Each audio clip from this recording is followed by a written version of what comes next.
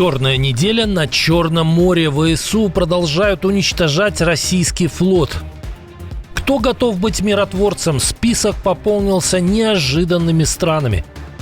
Жители оккупированных украинских городов пожаловались в Москву. Разобраться пообещали с ними.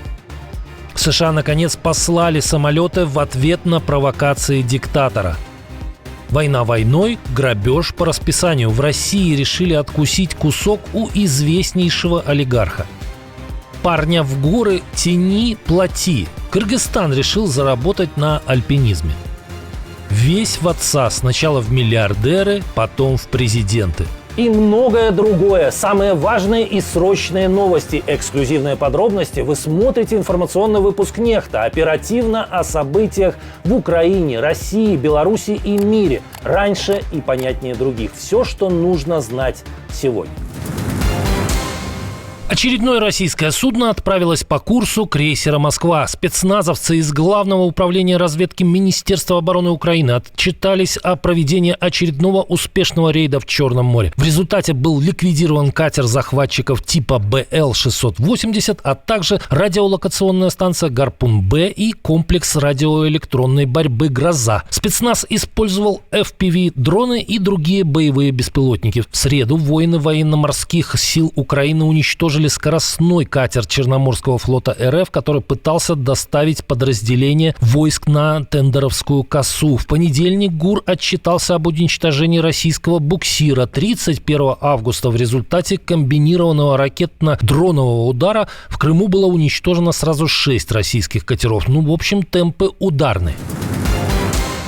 Соединенные Штаты предложили отправить в Украину миротворцев из Саудовской Аравии и Бангладеш. Об этом рассказали NBC News 4 источника. Идея такова: если удастся заключить мирное соглашение с Россией, США могут взять на себя ведущую роль в мониторинге буферной зоны между армиями. Но есть нюанс: американские войска на землю не выйдут. Наблюдение будет в основном удаленным, с использованием спутников, дронов и других высокотехнологичных средств. А за реальную охрану буферной зоны могут отвечать миротворцы из третьих стран, не входящих в НАТО, например, Саудовской Аравии или Бангладеш. Размер демилитаризованной зоны пока не определен, но она должна стать безопасным пространством, где войска двух стран не пересекаются, а экономика Украины продолжает работать. И здесь ключевую роль играет Турция. Она будет следить за движением товаров и услуг по Черному морю. Пока не ясно, поддерживает ли Дональд Трамп предложенные варианты. Источники NBC говорят, что никаких официальных решений еще нет. Жалуешься на нехватку воды — в тюрьму. Руководитель фракции «Единой России» в так называемом Народном совете ДНР Валерий Скороходов возмутился поведением местных жителей, которые посмели обратиться к председателю Следственного комитета России Александру Бастрыкину. В этом заявлении, и на мой взгляд, полная ложь.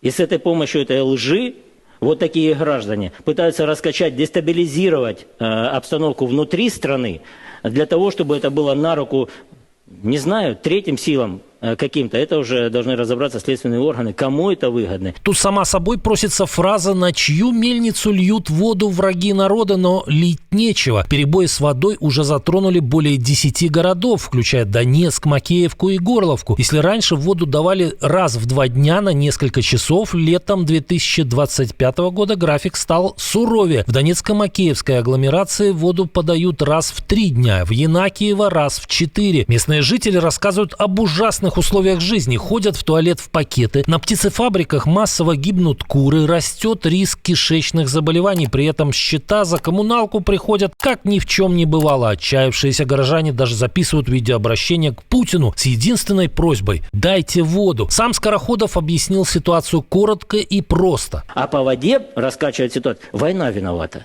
Война виновата, Богдан. Правда, за такое могут и на самого дело возбудить.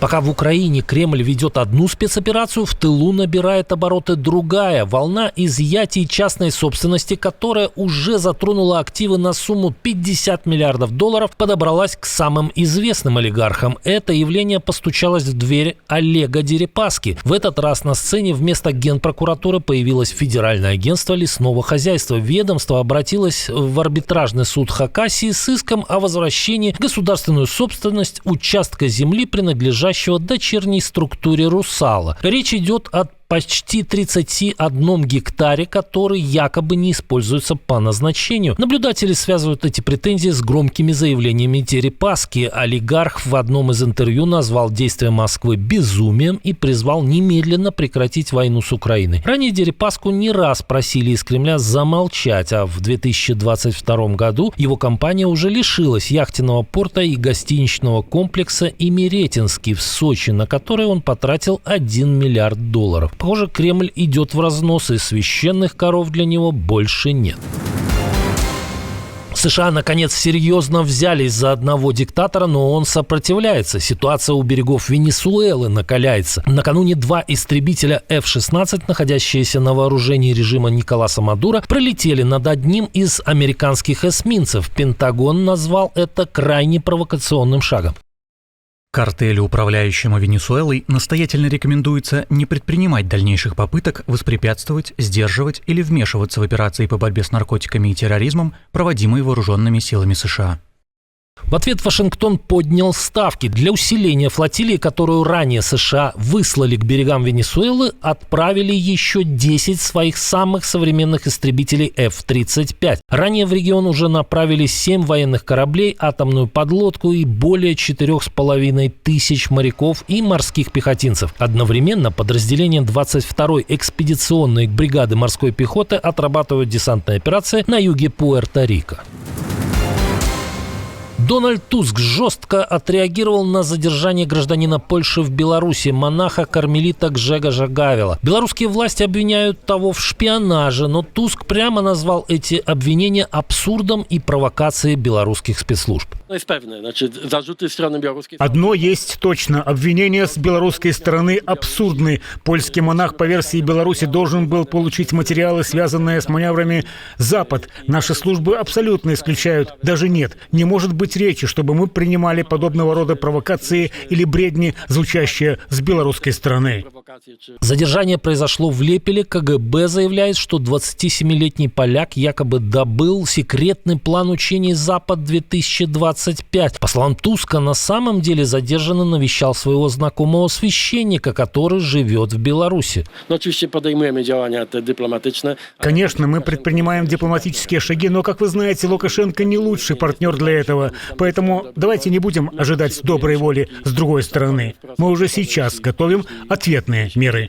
Премьер-министр Польши предупредил режим Лукашенко о возможности применения особых мер в ответ на проведение совместных с Россией военных учений у польских границ. Туск назвал учение «Запад-2025» тренировкой нападения на Польшу и отметил, что если провокации с белорусской стороны повторятся, Польша примет быстрые ответные действия. Он также подчеркнул, что НАТО с союзниками будет проводить собственные маневры на территории Польши в ответ на учения у своих границ. Они называются «Железный защитник», и в них будет задействовано около 34 тысяч военных и 600 единиц техники.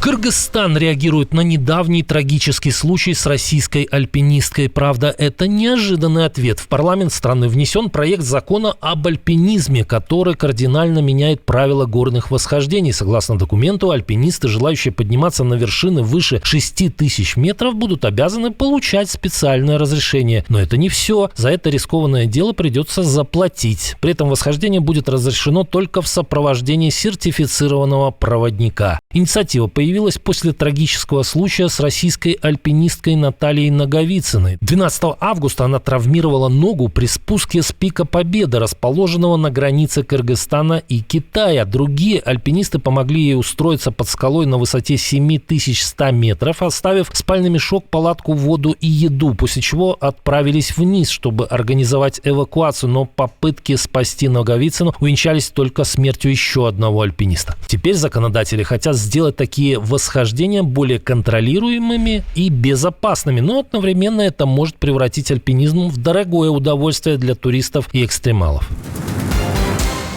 Трамп стал миллиардером, но речь идет не о Дональде, а об Эрике, 41-летнем сыне президента США. По данным Forbes, третий отпрыск хозяина Белого дома вошел в высшую лигу богачей после стремительного роста стоимости его пакета акций в компании по майнингу криптовалют American Bitcoin. Эрик не против в будущем пойти по стопам отца не только в бизнесе. На недавний вопрос в интервью о возможности своего выдвижения на пост президента этот Трамп ответил: «Я не говорю нет, но я также не говорю да». На этом фоне состояние семьи Трампов выросло на $5 миллиардов всего за один день после того, как криптовалютная компания семьи World Liberty Financial вывела на рынок новую цифровую валюту. Семья Трампов зарабатывает не только на крипте, но еще на гольфе, недвижимости, продаже кепок, кроссовок, часов и даже Библии. Состояние Трампа-старшего еще недавно оценивалось в $2,5–3 миллиарда, хотя, возможно, эти данные уже устарели.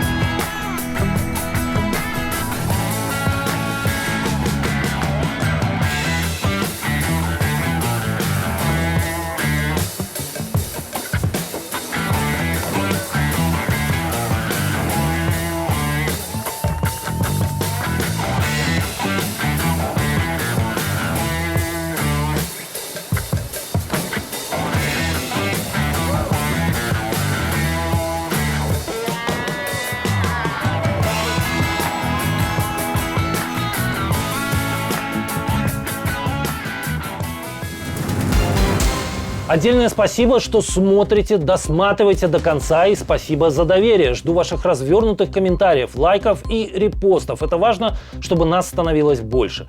Прекрасного вам и продуктивного дня. На этом пока все. До новых встреч и хороших вам новостей.